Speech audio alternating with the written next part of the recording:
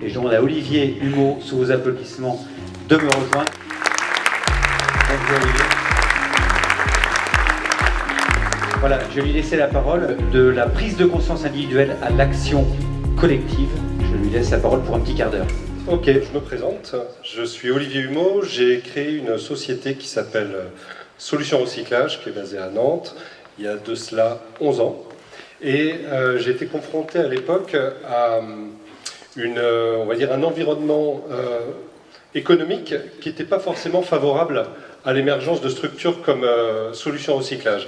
C'est-à-dire qu'on est allé un peu à contre-courant de l'environnement industriel.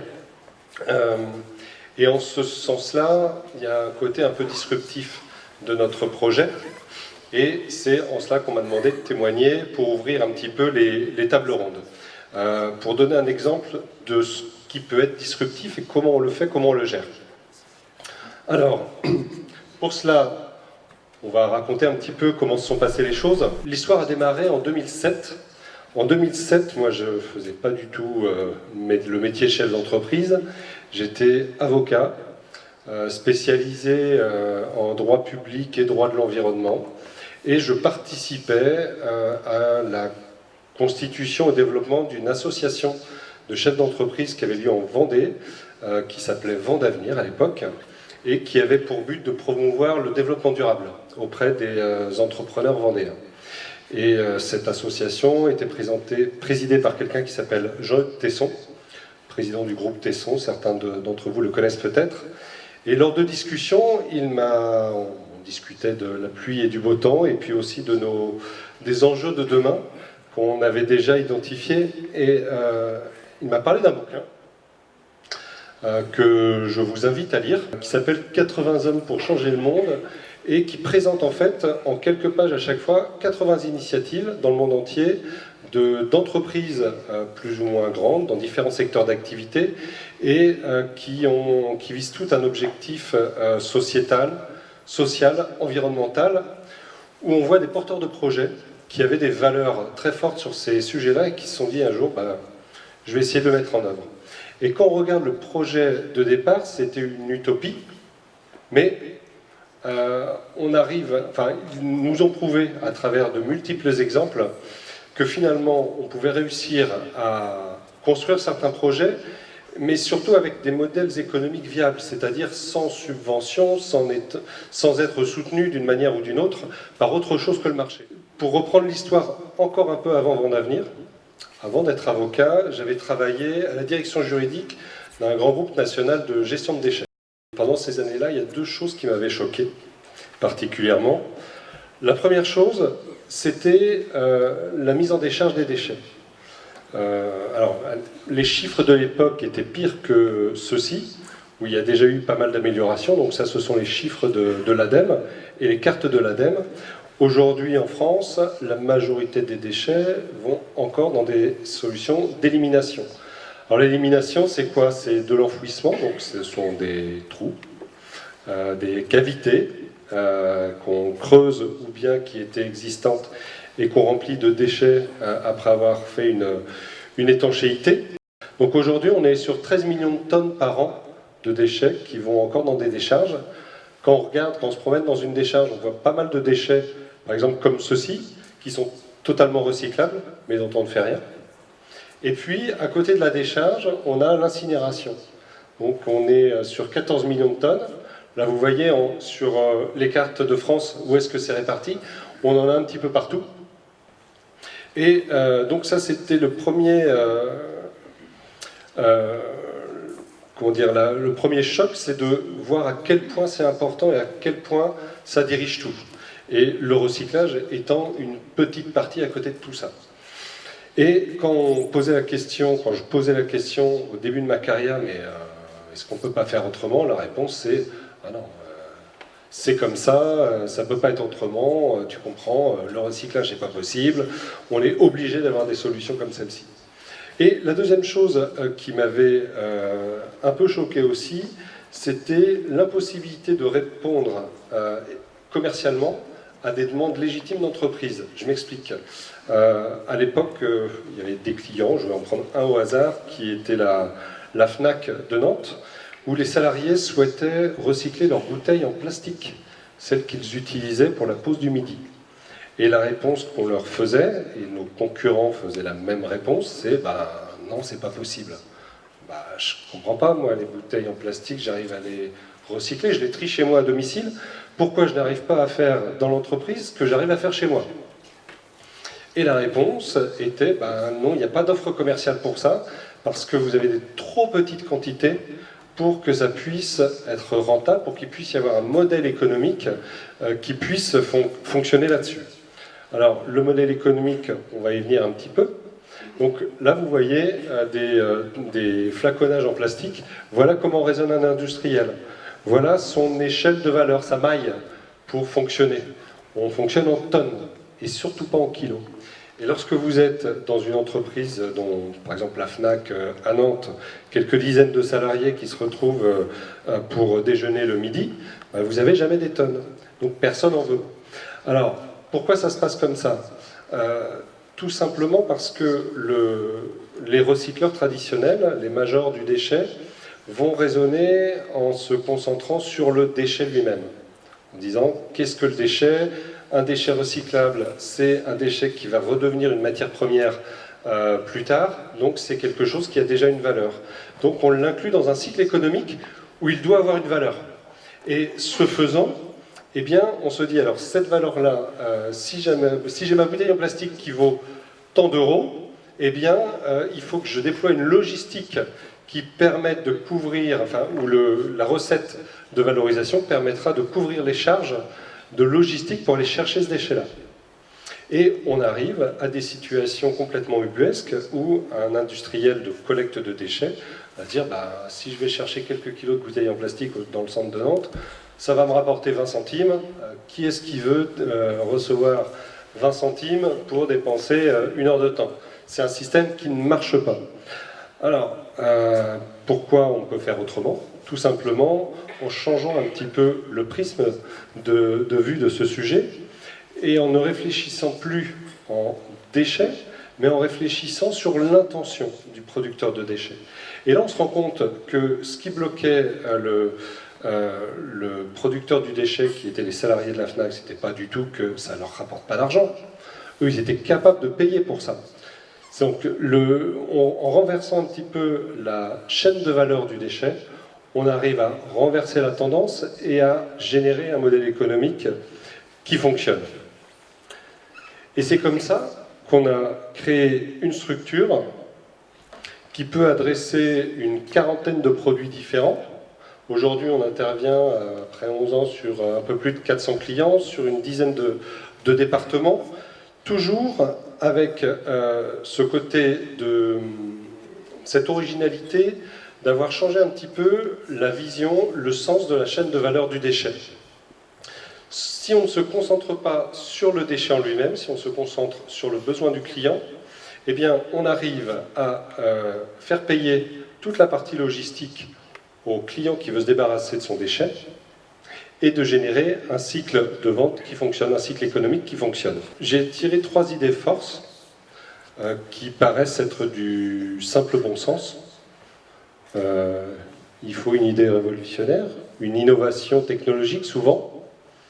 Il nous faut également une étude de marché approfondie avant de se lancer, ça paraît évident. Et puis bien connaître le secteur d'activité. Tout le monde est d'accord là-dessus, ça choque personne? Bon. Alors si on y va un peu plus en détail, une idée révolutionnaire. Alors, je ne sais pas si vous réfléchissez un petit peu sur ce que je vous ai présenté tout à l'heure. Aller chercher des déchets qui existent déjà, qui sont déjà recyclés par ailleurs, ça n'a rien de révolutionnaire. Ça n'a rien d'innovant de façon technologique. Là, on se dit toujours que pour être disruptif, il faut avoir la bonne idée. Il faut mettre un petit peu de brevetabilité là-dedans. Eh bien, moi, j'ai envie de vous dire que pas du tout. En tout cas, ça n'a pas du tout été notre expérience. Aujourd'hui, pour faire ce qu'on fait, pour recycler une quarantaine de déchets différents, dont pour certains, on entend souvent dire qu'ils ne se recyclent pas, eh bien, on n'a pas d'usine magique, on n'a pas de technologie innovante. Je vais même dire que pour faire ce qu'on fait, il n'y a rien de brevetable dans notre activité. En revanche, ce qui est un petit peu particulier, c'est qu'on va jouer sur les usages, sur la vision que peuvent avoir les acteurs économiques des choses, de leurs déchets, sur les habitudes existantes. Et finalement, les blocages qui sont les plus grands freins, ce ne sont pas forcément des verrous technologiques, ce sont parfois tout simplement des verrous psychologiques qui empêchent les choses de se faire. Je vais vous donner un exemple. Lorsqu'on a démarré et qu'on a fait un peu de prospection, je suis allé voir les métiers de la grande distribution. Et bien dans la grande distribution, quand on va voir le service des achats et qu'on leur explique qu'il y a plein de déchets qu'ils ne recyclent pas, plutôt en petite quantité, et que ça peut se faire de façon très simple, eh bien ils attendent forcément une recette. Parce que, dans leur logique, de producteurs de déchets en gros volume, je pense au carton, au film plastique qui se recycle, eh bien pour eux, il est inconcevable qu'un déchet recyclable ne génère pas de recette. Et quand vous leur expliquez que finalement en recyclant des petits déchets qui par exemple vont leur coûter 100, mais vont leur générer une économie de 200 sur le coût d'élimination, de mise en décharge de leurs déchets, eh bien c'est plus fort qu'eux, c'est-à-dire que les habitudes sont tellement ancrées dans les acteurs économiques qu'ils ne vont pas le faire, c'est-à-dire qu'ils préfèrent ne pas faire que gagner un petit peu. Ça m'a beaucoup troublé de voir à quel point les habitudes étaient vraiment complètement bloquées dans les esprits. Donc l'idée révolutionnaire, pas forcément. Et puis je vais prendre quelques exemples sur des idées qu'on pense révolutionnaires et qui ne le sont pas, où on est surtout sur du changement d'habitude. La machine à vapeur, on a souvent l'idée que c'est quelque chose de récent qui a été inventé il n'y a pas très longtemps. Quand on regarde le sujet d'un petit peu plus près, ça a été inventé 1700 ans avant la machine de Watt. Sauf que la différence, c'est qu'à l'époque, on n'en avait pas besoin. On n'avait pas besoin de faire tourner des choses. Et c'est parce qu'il y a eu les conditions de la révolution industrielle et des productions d'acier qui permettaient de le faire, qu'on a complètement changé l'échelle et qu'on s'est mis à réutiliser une invention ou à développer une invention qui existait déjà. Autre exemple qui m'amuse aussi beaucoup, c'est l'histoire de la valise. Ça fait un petit moment que l'homme a inventé la roue. Et pourtant, jusqu'à une période récente, pour avoir une valise, on avait le modèle de gauche. Donc on faisait monter le dos pour porter ses affaires. Ensuite, on a quelqu'un qui s'est dit, tiens, c'est peut-être une bonne idée de mettre des roulettes. Et on a inventé la valise qui, certes, a des roulettes, peut être tirée, mais avec une gîte pas possible, en mettant les roulettes sur le côté le plus fin, celui qui permet pas de stabiliser la valise. Et là, dans les années 90, on a inventé enfin le trolley avec la petite, le bras qui permet de la tirer beaucoup plus facilement. Et ce que je tire de cet exemple-là, c'est que sans aucune innovation technologique, eh bien, on arrive à changer des usages, à faire du bien à des usages de façon importante. Parce qu'il n'y a absolument aucun rapport entre la première valise et la troisième en termes d'usage, sans aucune innovation technologique. Sur le marché, on a parlé de l'étude de marché comme quelque chose qui est absolument nécessaire. Si vous êtes dans la création d'entreprise, si vous gérez un business, vous savez que c'est absolument important. Eh bien, ça c'est aussi une certitude que j'aimerais remettre en cause. Chez Solutions Recyclage, on n'a pas fait d'étude de marché. Non pas qu'on ne voulait pas en faire, ou qu'on n'avait pas les moyens de les faire, mais on a considéré que lorsque vous arrivez sur un marché qui n'existe pas, sur un besoin qui n'est absolument pas adressé, eh bien vous n'avez pas de clients existants, donc vous ne pouvez pas interroger le marché. Vous ne pouvez pas aller voir quelqu'un en disant « Tiens, si je te propose ça, est-ce que ça va te plaire et tu serais capable de mettre combien d'argent pour financer cela ?» Ça n'existe pas. Donc la seule solution sur ces sujets-là, c'est de se lancer directement et ensuite d'interroger le marché, mais une fois s'être mis à l'eau. Un point très intéressant aussi, la maîtrise du secteur d'activité. Quand on veut se lancer sur quelque chose qui change complètement la donne, j'ai envie de dire, il faut être de tout, mais sauf du secteur d'activité. Pourquoi ? Tout simplement parce que quand on travaille dans un métier, eh bien, finalement, on a un truc génial qui s'appelle l'expérience, qui nous permet d'avoir beaucoup de raccourcis, de faire les choses beaucoup plus vite, et on va renforcer certaines représentations mentales qui vont nous créer une boîte, mais une boîte dont on va avoir du mal à sortir. Et finalement, lorsque vous réfléchissez à un sujet qui est dans votre domaine d'activité, vous allez inconsciemment vous limiter dans les possibilités, en sachant que telle ou telle chose sont impossibles à mener.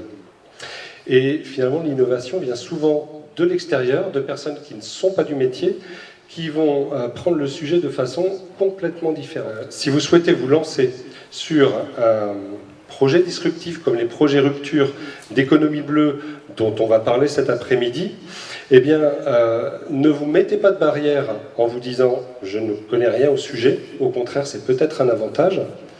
Ne vous dites pas non plus « l'étude de marché, ça va être compliqué à faire », ça fait partie de l'équation de base. Et comme je le disais au départ, l'idée vous n'avez pas à devoir créer une idée révolutionnaire. Souvent, c'est juste des changements d'usage qui vont permettre de le faire. Comme on le voit sur du Airbnb ou sur des innovations comme celle-ci, c'est uniquement l'usage qui joue. Voilà ce que je voulais vous dire, vous témoigner de ce qui a été mon expérience chez Solutions Recyclage.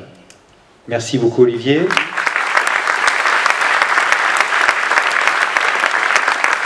Merci.